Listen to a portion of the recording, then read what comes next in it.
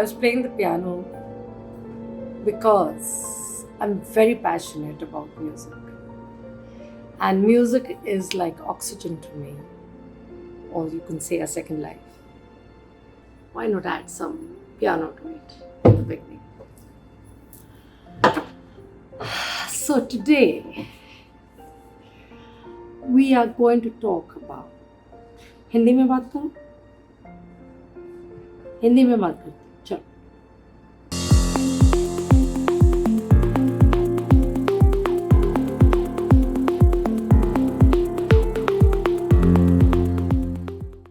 आजकल के युग में आजकल के युग में क्या बहुत सदियों से ज़माने से शादी की प्रथा चली आ रही है। आपने देखा होगा, मैं रिश्तों पे बहुत वीडियोस बनाती हूँ और वो इसलिए बनाती हूँ कि रिश्तों में बदलाव बहुत आ रहा है। तो मन करता है कि कभी कभार उस विषय पे डिस्कशन कर लिया जाए और देखें कि कितने लोग सहमत होते हैं इससे। आज का जो टॉपिक है वो है तो शादी पे,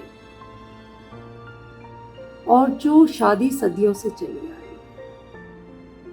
पहले ज़माने में कभी कभार कोई रिश्ता आया करता था किसी लड़की के लिए या किसी लड़के के लिए,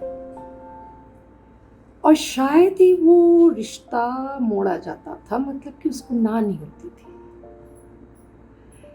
क्योंकि वही लड़का पसंद आ जाता था और लड़के को लड़की, और रिश्ता हो जाता था बिना जाने कि कौन क्या है। सिर्फ थोड़ी बहुत जानकारी पता चल जाती थी, क्योंकि परिचित लोग ही बताते थे रिश्ते को। तो थोड़ी बहुत जानकारी हो जाती थी कि ये कैसा परिवार है, और उस समय विश्वास भी बहुत होता था और विश्वासघात भी बहुत कम होता था। तो लोग शादी में विश्वास करते हुए अपने बच्चों का रिश्ता कर भी देते थे, शादी भी हो जाती थी। और आज की तारीख पे किसी किसी की शादी को 50 साल हो गए, किसी को 60 साल हो गए, शादी में बहुत खुश भी हैं, रिश्ते बहुत अच्छे से निभाए। पर जैसे जैसे समय बदलता गया, युग बदलता गया, हर चीज़ बदली। तो शादी का सिस्टम भी बदला, लव मैरिजेस भी आ गई। बहुत से बच्चे क्योंकि इतने पढ़ लिख गए हैं, इतना हुनर आ गया उनमें, इतने होनहार हो गए हैं, इतना उनको ज्ञान हो गया दुनिया का, इतने इंडिपेंडेंट हो गए हैं कि उनको कभी कभी खुद से वो लड़का नहीं मिलता जो जिस प्रकार का वो चाहते हैं। तो क्या होता है, उसका रिजल्ट क्या होता है कि माँ बाप को ढूंढना पड़ता है।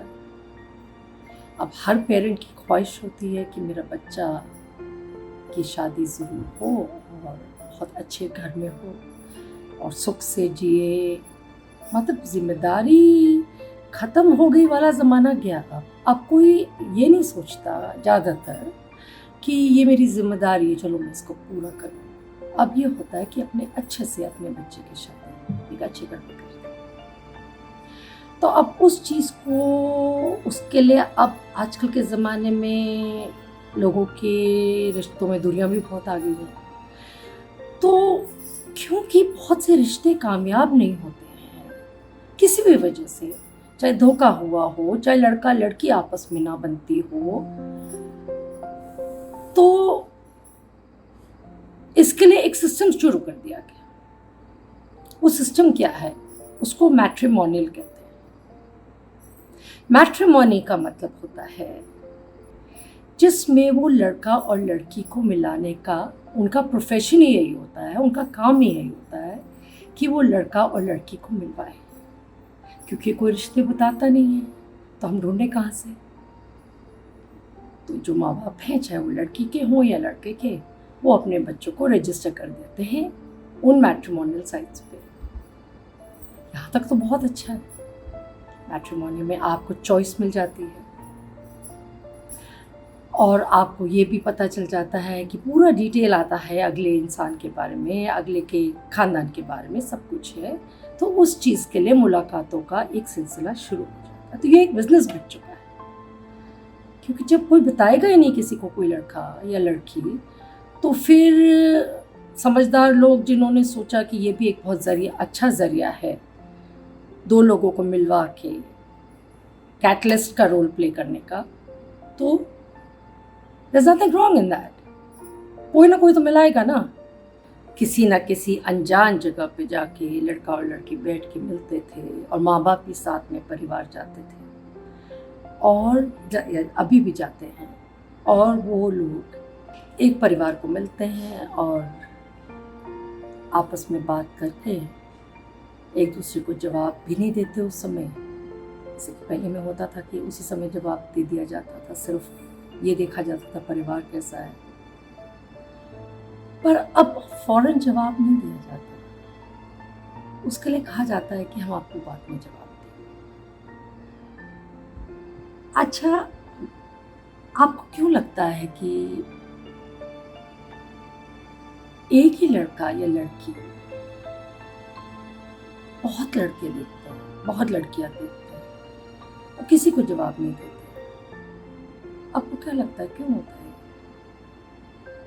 I'll tell you one reason, very good reason. Choice बढ़ गई है। पहले चॉइसेस नहीं हुआ करते थे। जब पहले कोई भी चीज़ एक में मिलती थी या दो में मिलती थी तो उन दोनों में से एक ले ली जाती थी जो बेटर लगती थी। इतनी अपॉर्चुनिटीज़ हैं, इतने चांसेस हैं, क्योंकि उनके पेरेंट्स ने पैसे दे रखे हैं लड़का ढूंढने का या लड़की ढूंढने का, तो वो ये भी सोचते हैं एक तरफ कि पैसे दे रखे हैं तो क्यों ना और देखें, और अगर हमें इससे अच्छा या अच्छी मिल सकती है तो हम क्यों ना देखें। कुछ लोग तो जो शहर के बाहर के होते हैं वो तो 5-5 या 6-6 प्रोफाइल्स को इकट्ठे देखने आते हैं, 4-5 दिन के लिए आते हैं, जैसे दिल्ली जैसे शहर में, और आके रोज एक रिश्ता देख लेते हैं और देख लेते हैं सबसे बेस्ट कौन सा है। वाई? चॉइस है ना। तो चॉइस में तो हम दुकान पे भी जाते हैं जब कोई चीज़ खरीदने, ये एकदम से एक खरीद और मोल भाव वाली चीज़ हो गई आजकल, कि अगर हम एक दुकान पे भी जाते हैं तो हम अपनी चॉइस की चीज़ सबसे अच्छी पिकअप करते हैं ना, और अगर वो अगला नहीं दिखाता तो हम कहीं और चले जाते हैं। वैसे यहाँ हो रहा है कि अगर वो नहीं पसंद आया लड़का या लड़की तो कहीं और जाके देखते हैं और उम्मीद रखते हैं कि जो अगले बेटर से बेटर मिलेगा या मिलेगी हम उससे रिश्ता करेंगे। पर इसमें 2-3 बातें हैं जो शायद बहुत ज़्यादा होती है। सबसे बड़ी बात तो ये मैंने जैसे आपसे कहा कि चॉइस होती है। जब आप चॉइस करते हैं तो इसका मतलब आप पहली बार तो इंसान को क्या क्या परखते हैं। आप पहली बार एक बारे में आप क्या परख सकते हैं एक इंसान के बारे में? उसका पहनावा, उसके शरीर पे कितने ज़ेवरात हैं, किस टाइप की गाड़ी में आए हैं, और उनका बच्चा देखने में कैसा लगता है, हर चीज़ देखी जाती है। पर बिना हाँ किए सब लोग ऐसी बहुत सी जगह अपने लड़की को और लड़के को एक दूसरे से मिलवा के अगले लड़के को या लड़की को मिलने के लिए तैयार हो जाते हैं। अब ऐसा क्यों? भाई, क्या कभी कोई लड़का अच्छा नहीं आया होगा या लड़की अच्छी नहीं आई होगी?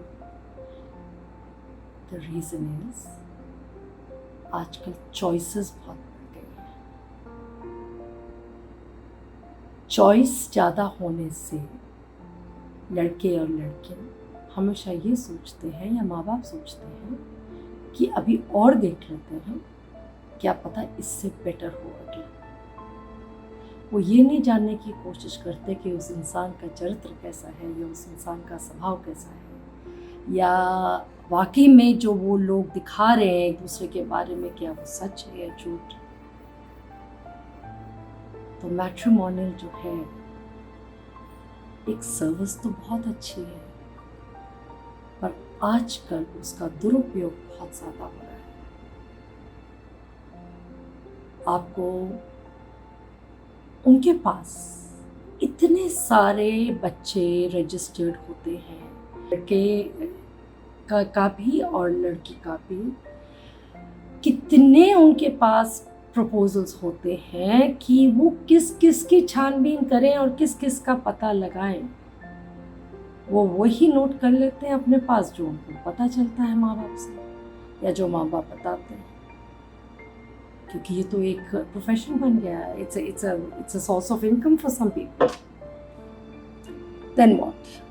पैसे तो तय थे, आधे पहले देने हैं आधे बाद में देने हैं मैट्रिमोनियल वाले को। वो तो इंतज़ार में है कि रिश्ता बने और हमें दोनों तरफ से पैसे मिले। चलो दैट्स ओके, उन्होंने अपना काम किया। पर क्या आपने अपना काम किया?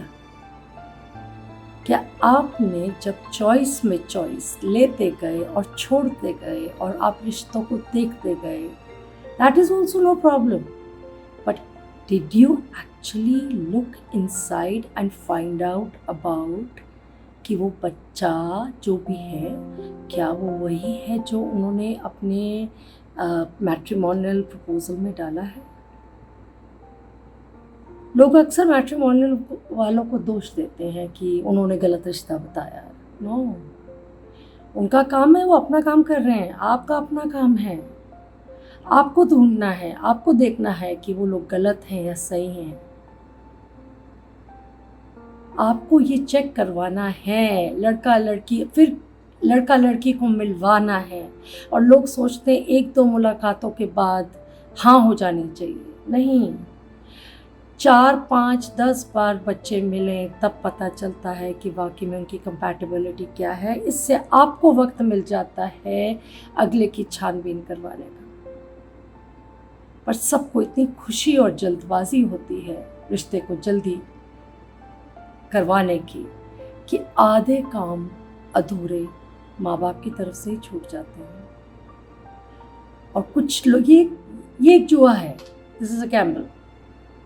चाहे लव मैरिज हो या अरेंज मैरिज हो या किसी का बताया हुआ हो या मैट्रिमोनियल के थ्रू, इसमें this is the child's destiny, किस्मत है।